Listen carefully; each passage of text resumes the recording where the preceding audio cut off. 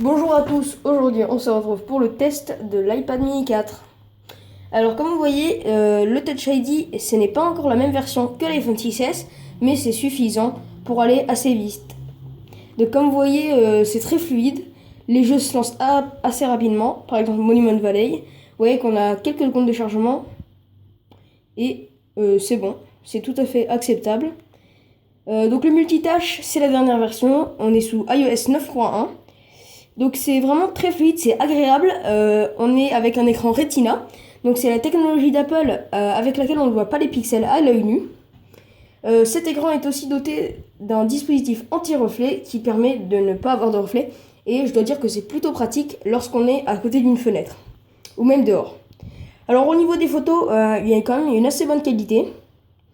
Par exemple, bon, je vais vous montrer une petite photo. Là, c'est les selfies, mais c'est pas top en selfie parce que c'est juste 1 mégapixel. Par contre, pour les photos, c'est vraiment très très bien. On voit quand même qu'il y a du détail. Et je vais vous montrer l'appareil photo. Vous voyez, hop, c'est quand même très bien. On a une bonne mise au point. Et enfin, car on a le ralenti, ce qui n'était pas le cas avant. Donc vous voyez qu'on a le ralenti et c'est quand même très très fluide. Clairement quand je bouge l'iPad. Voilà.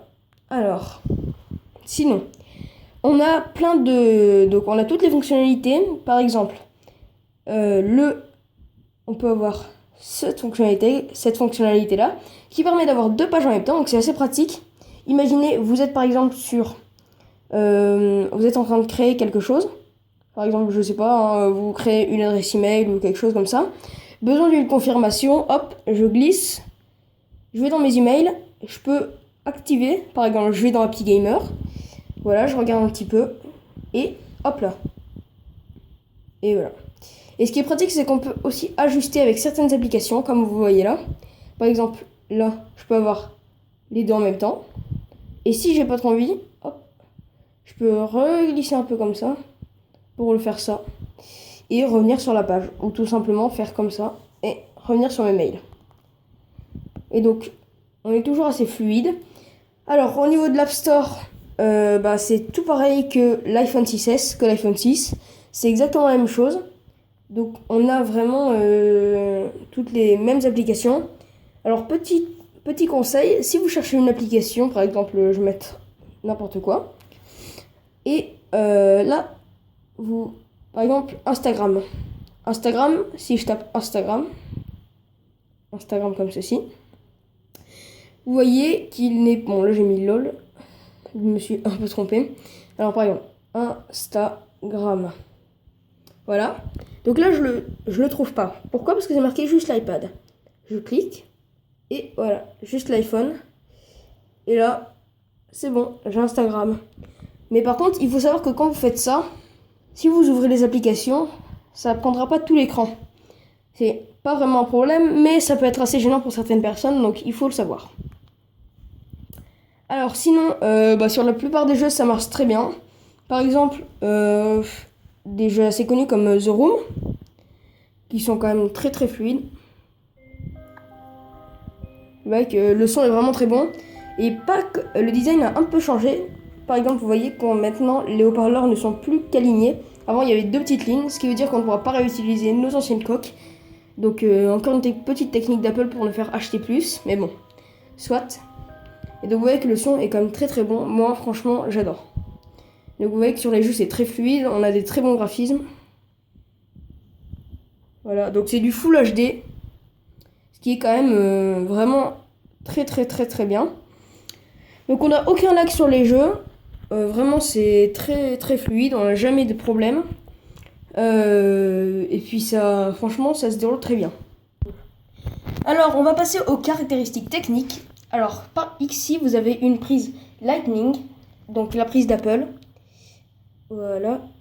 Alors, ensuite, on a ici le capteur Touch ID, le haut-parleur stéréo, le bouton principal, donc le capteur Touch ID, la prise mini jack 3,5 mm pour les casques, le bouton de marche arrêt, ici, les boutons de volume, et on n'a plus le bouton de veille. Et comme vous voyez, ici, on a un petit micro, et sur la caméra aussi, on a un petit micro.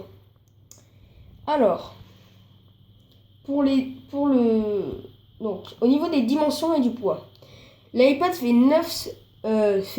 999 grammes, donc 300 grammes, ce qui est plus léger que la dernière version. Et donc c'est vraiment très agréable. Donc pour les modèles Wi-Fi, pour les cellulaires, ce sera 4 grammes de plus, mais bon, ça franchement, ça fait aucune différence, on ne le sent pas. Alors, il fait 6,1 mm d'épaisseur, donc c'est vraiment rien du tout. Il fait donc 20 cm en longueur et à peu près 13 cm et demi en largeur. Alors, dans votre coffret, vous trouverez donc l'iPad mini 4. Vous trouverez aussi votre câble Lightning vers USB et l'adaptateur secteur USB. L'écran Retina fait 7,9 pouces.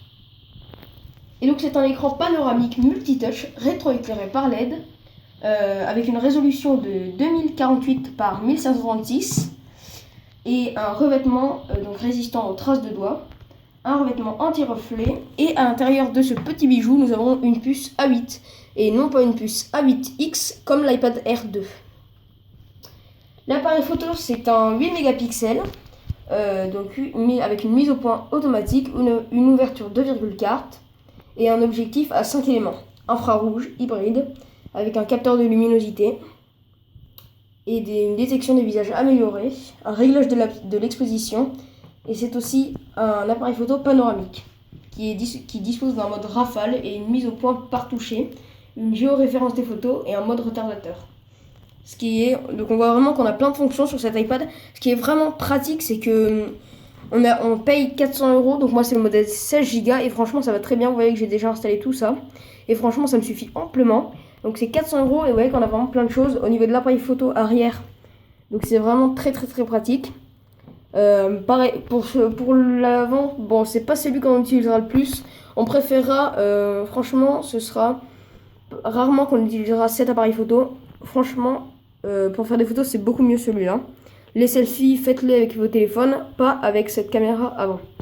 Alors maintenant, je vais vous montrer, hop, parce que bien sûr, un iPad, il faut une coque.